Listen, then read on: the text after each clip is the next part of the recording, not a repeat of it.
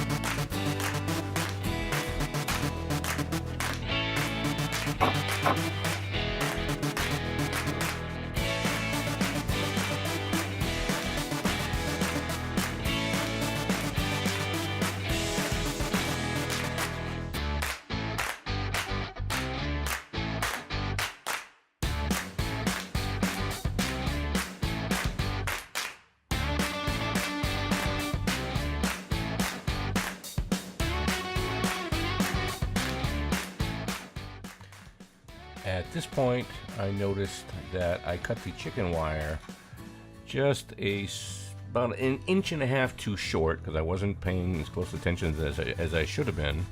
So I ended up having to pull this all off, and I moved it all over to the left and reattached it, which in hindsight I really didn't need to do. I could have done it right where I was at, but what I ended up doing is moving it over and then attaching it to that first crossbar and then cutting it from there.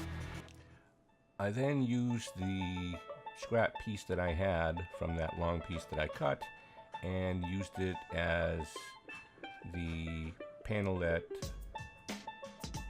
is going to fill down here on the right in front of where the chicken is. So it actually worked out well, and I didn't waste any of the chicken wire. So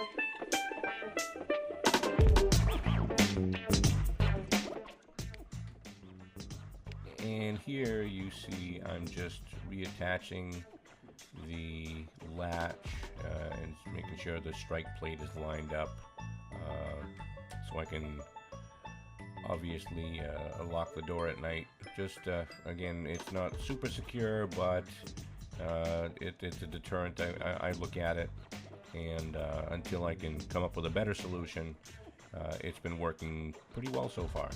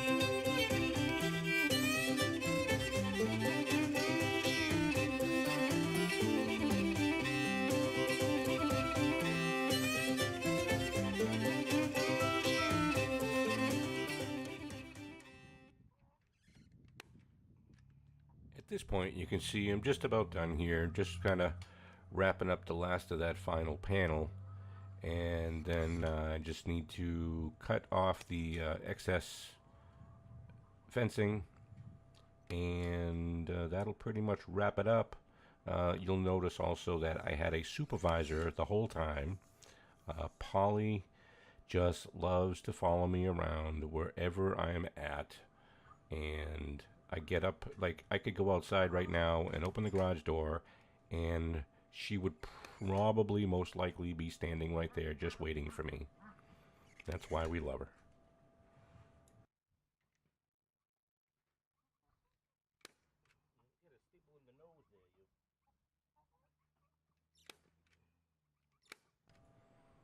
And stay tuned, coming up next, I'm going to show you how I attached the two pieces of chicken wire together side by each. Real simple. I just kind of cut and then twist around each other, and it seems to secure things pretty well. It basically makes it like it's back to one piece of fence again. Alright, so you can see what I'm doing. Let's see, let me start right about here, I guess. So what I'm doing is I'm just cutting along where it's braided. I guess it probably doesn't really matter. Cutting there, and then I'm taking the loose part and running it through behind the other one, and then just weaving it through and wrapping it around to snug it up. If I can get this right. There we go. Pull that through. And just snugging it around, wrapping it around. Nice and snug. And then that's joining the two, ultimately. That just goes down, that goes over. You see, I just wrapped it. Wrap, wrap, wrap. There we go. Now it's good and snug. Come down a little bit more. We'll do another one. Back this out just a little bit here. Okay. Let's see, that should be good there. That's going to wrap around there. Down there, so I'll cut this right about here.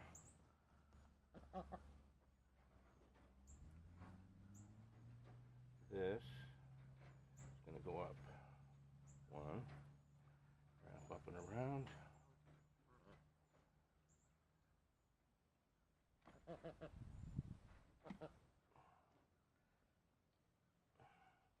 I could always use separate wire too and just rewire, you know, weave a wire through them both, but this works just as well.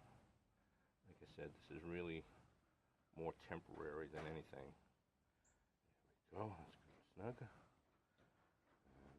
This one, just gonna wrap around that like that. Pull that through, bend it back. There we go, just like that. That's good and snug. That's stapled down there. Actually, I suppose I could do one more right here. We don't want that gap. So we're going to cut that there, I think. And we can fold that under like that. And that gives me plenty of room to wrap it. Same thing here. Then just come around here.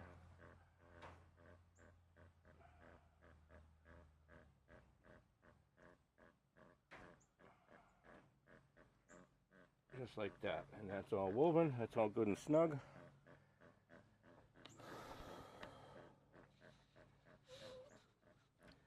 And that, hopefully, will be a lot more secure for now, anyway. Like I said, until I can get the hardware cloth, at least I had this that I could use. What I really would like to do, what I should do, is redo that whole wall there. And, well, both walls actually, but I keep getting hissed at. Why am I getting hissed at? Bob, are you hissing at me, buddy? Huh? That one pekin is so funny. I don't know if it's a... He's the only one that does it, but...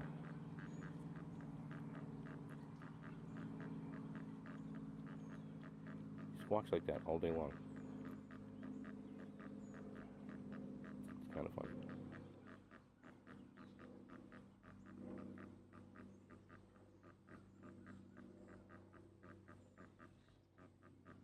And it still looks like it's going to be the upper mid-90s for the next couple of weeks. We don't really have a cold front showing up anywhere.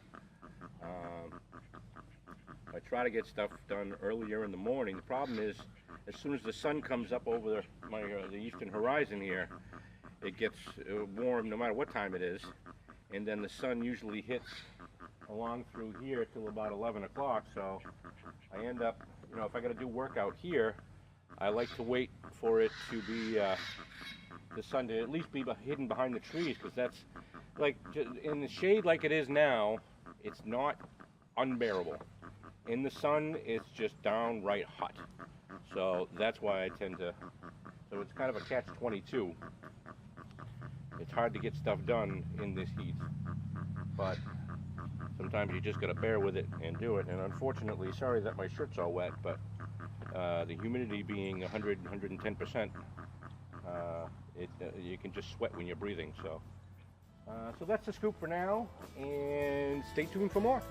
Thanks for watching, and we'll talk to you soon.